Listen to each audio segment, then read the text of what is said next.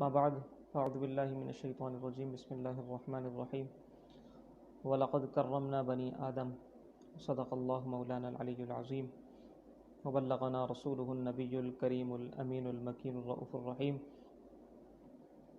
حمد و صلاۃ کے بعد آج جیسا کہ آپ سبھی کو معلوم ہے کہ ہم نے امپورٹنس آف ایجوکیشن پہ بات کرنی ہے، تعلیم کی اہمیت کے حوالے سے کئی سارے لوگوں کے سوالات بھی آ رہے تھے، پیغامات آ رہے تھے، ان سوالات کے جوابات بھی انشاءاللہ ہم آج اپنے اس سیشن میں پیش کریں گے۔ علم، تعلیم کی جب بات آتی ہے تو ایک خوشگوار احساس انسان کو ایک خوشگوار احساس ہوتا ہے، اور ایک شعور کی کیفیت، تہذیب، تمدن، تربیت، یہ سارے الفاظ ہمارے ذہن میں فوراً سے آنا شروع ہو جاتے ہیں۔ یقیناً علم وہ شے ہے کہ جو انسان کو دوسرے لوگوں سے ممتاز کر دیتی ہے، اور یہی وجہ ہے کہ علم کے بڑے فضائل بھی بیان کیے گئے ہیں، اور یہی وہ علم ہے کہ جس نے انسان کو اشرف المخلوق ہونے کا درجہ عطا کیا ہے۔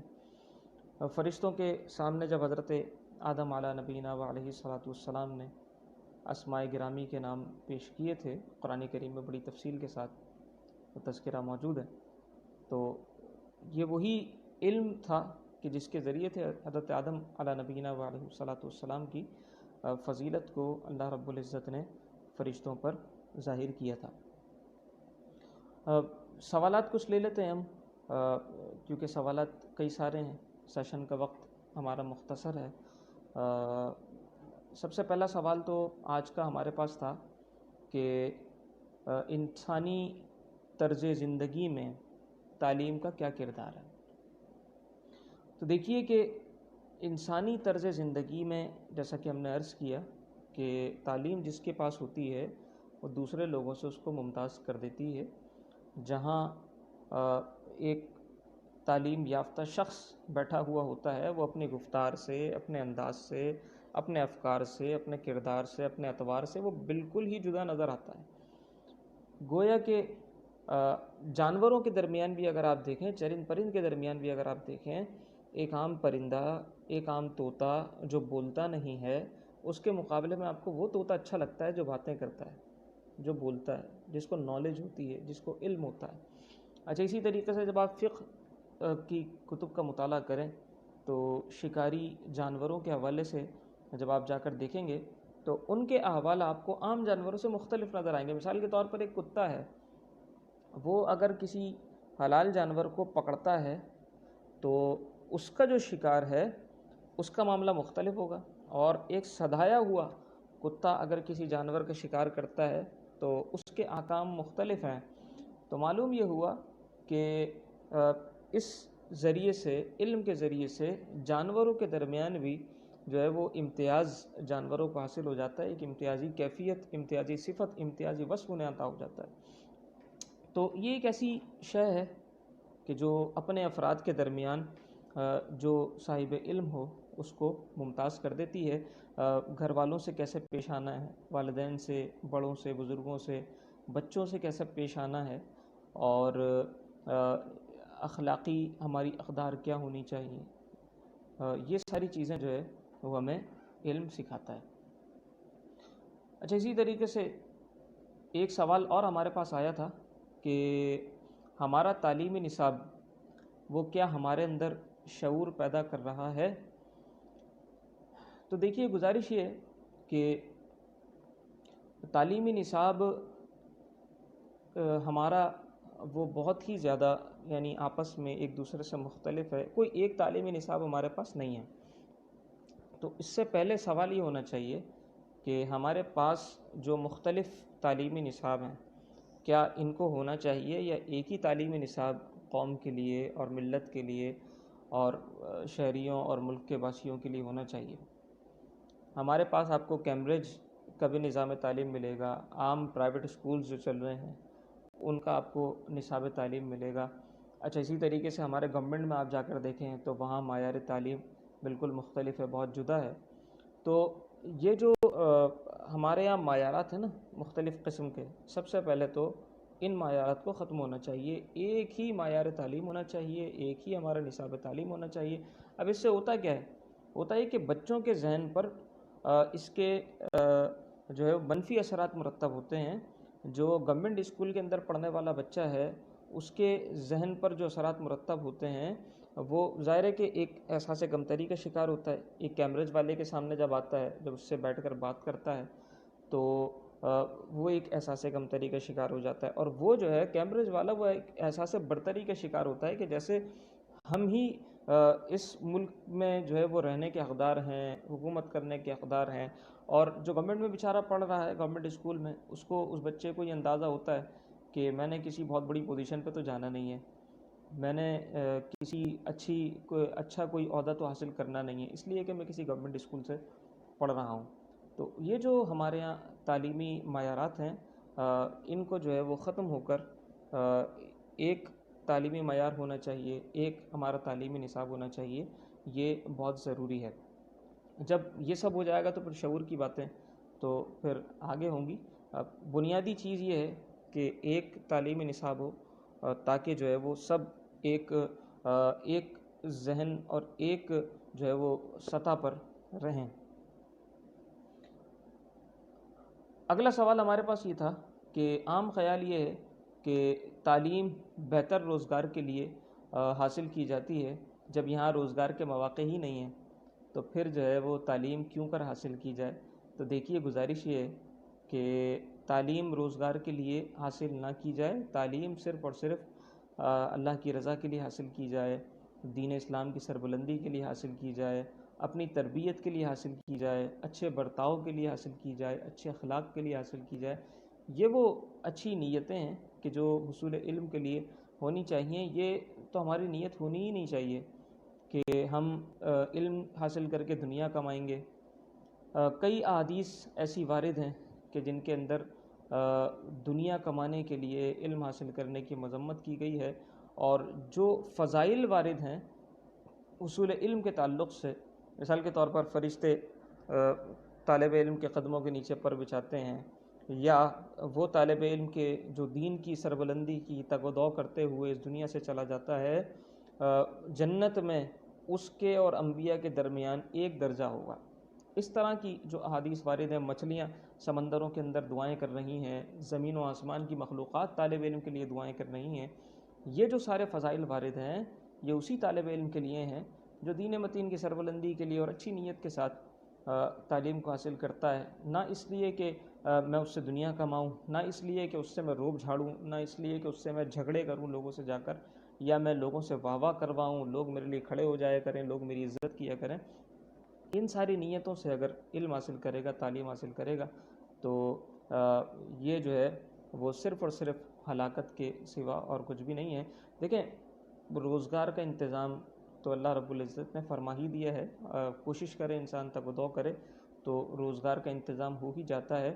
میں یہ عرض نہیں کر رہا کہ انسان جو ہے وہ اگر تعلیم حاصل کر لی ہے تو اب روزگار حاصل نہ کرے، اب وہ روزگار کے لیے نہ جائے، روزگار کے لیے نہ دوڑے، ایسا نہیں۔ لیکن تعلیم حاصل کرتے وقت دنیا کمانے کی نیت نہیں ہونی چاہیے، تعلیم حاصل کرتے وقت نیت جو ہے وہ خالص ہونی چاہیے۔ اللہ رب العزت روزی کا انتظام فرما ہی دیتا ہے۔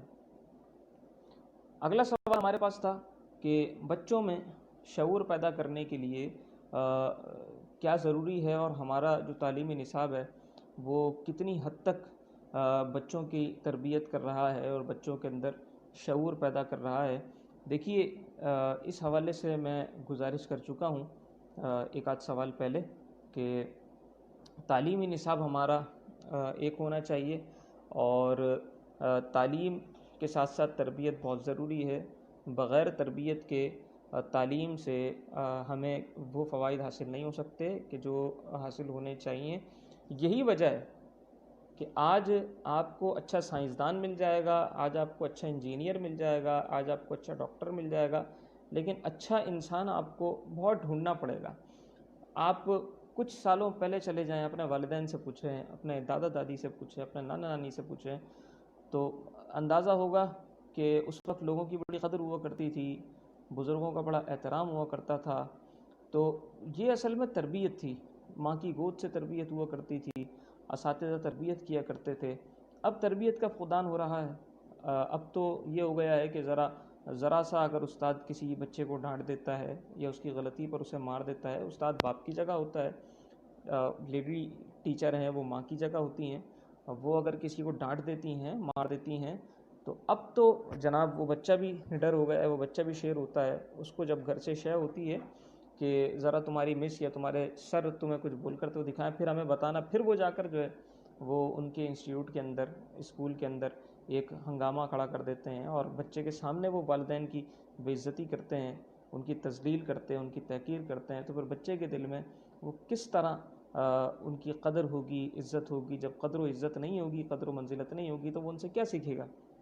اور جب ان کو پتہ ہوگا کہ اس کا ریئیکشن یہ ہے، اور وہ غلطی پر اگر سکھانے کے لیے اس کو کچھ کہہ دیتے ہیں، وہ بدتمیزی کرتا ہے، تو وہ بھی سکھانا چھوڑ دیں گے. تو آ گیا تربیت کے اندر نقص، آ گیا تربیت کے اندر قصور. تو اس طرح جو ہے وہ ہمیں اپنے رویوں کے اندر تبدیلی لانے کی بہت زیادہ ضرورت ہے. اچھا، ایک سوال یہ بھی تھا کہ انسٹیٹیوٹ کے اندر ایسا بھی ہوتا ہے کہ تعلیم ہوتی نہیں ہے، تو پھر ایک طالب علم وہ اکیلا کیا کرے؟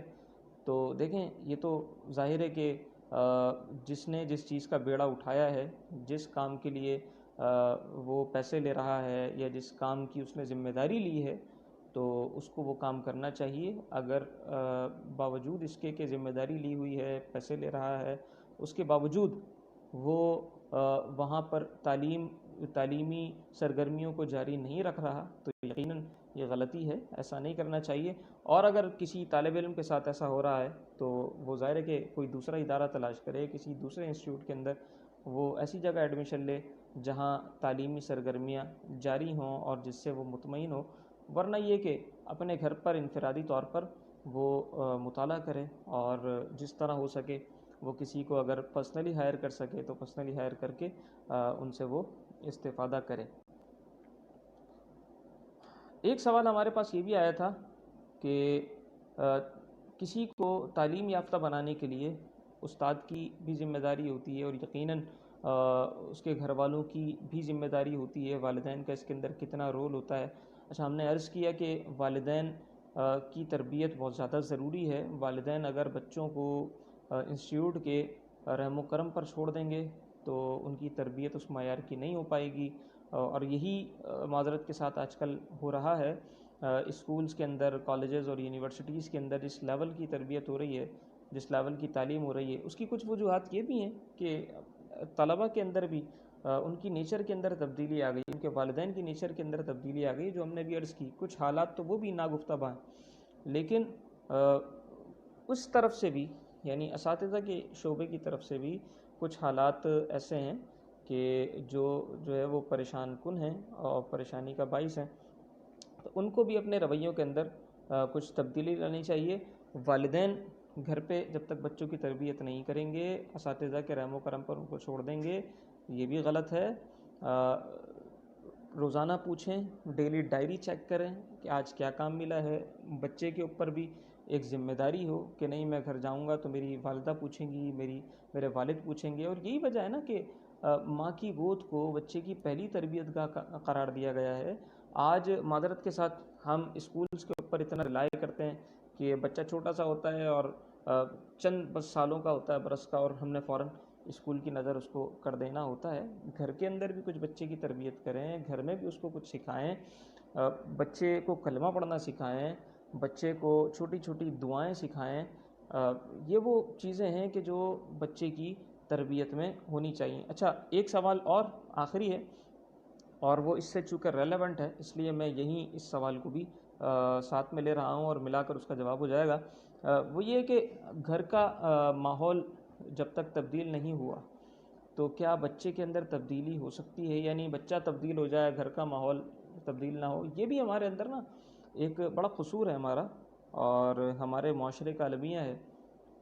دیکھیں، والدین چاہے وہ جتنے بھی برے ہوں، باپ چور کیوں نہ ہو، وہ کبھی نہیں چاہے گا کہ میری اولاد چور بنے، لیکن اپنے اندر تبدیلی لانی پڑے گی، خود تبدیل ہونا پڑے گا، خود کو بدلنا پڑے گا۔ والدین اگر جھوٹ بول رہے ہوں اور بچے کو وہ جھوٹ کے نقصانات بتائیں، بچے کو جھوٹ کی ہلاکتیں بتائیں، دیکھیں بچہ آپ کی گفتار سے زیادہ آپ کے عمل سے سیکھتا ہے۔ آپ بچے کو لاکھ سمجھاتے رہیں، بچہ اس کا وہ اثر نہیں لے گا جو آپ کر کے دکھائیں گے۔ گھر کے اندر نماز کا ماحول ہوگا، بچہ آپ کو دیکھ کر نماز پڑھنا سیکھے گا۔ آپ چند دن بچے کو اپنے ساتھ کھڑا کریں، آپ دیکھیں گے کہ اس کے اندر ایک ایسی تبدیلی پیدا ہوگی۔ آپ اس کو زبان سے سکھائیں نماز پڑھنا، اس کا امپیکٹ اور ہے، اور آپ اگر خود نماز پڑھتے ہوں گے تو وہ بچہ کس طرح نماز پڑھے گا اور کتنی جلدی وہ نماز پڑھنا سیکھ جائے گا، یہ ایک حیران کن اندازہ ہوگا اور ایک تبدیلی ہوگی۔ قرآن کریم کی تلاوت کریں، بچے کو بھی شوق ہوگا، چھوٹا سا بچہ ہوگا، جب آپ پڑھیں گے تو وہ آپ کے ساتھ پڑھا کرے گا۔ تو یہ جو تربیت کے مراحل ہیں، ان تربیت کے مراحل سے والدین کو جو ہے وہ بچے کو گزارنا چاہیے، والدین کو بچے کی تربیت کرنی چاہیے۔ جب تک والدین گھر پر اولاد کی تربیت نہیں کریں گے، اساتذہ کے رحم و کرم پر ہوں گے، تو ہمارے بچوں کی وہ تربیت نہیں ہو پائے گی، یا وہ نتائج ہمیں نہیں حاصل ہو پائیں گے جو ہم سوچتے ہیں، جو ہم تصور کرتے ہیں، یا جس کی ہم خواہش رکھتے ہیں۔ اللہ رب العزت ہم سب کو علم کی دولت سے مالا مال فرمائے۔ اور بھی اگر آپ کے کچھ سوالات ہوں تو آپ لوگ اپنے سوالات ہمیں بھیج سکتے ہیں، انشاءاللہ پھر کسی نشست میں حاضر ہوں گے اور پھر آپ کے آئندہ سوالات کے جوابات ہم پیش کریں گے۔ مولا تبارک و تعالی ہم سب کا حامی و ناصر ہو، وما علیہ الا البلاغ المبین۔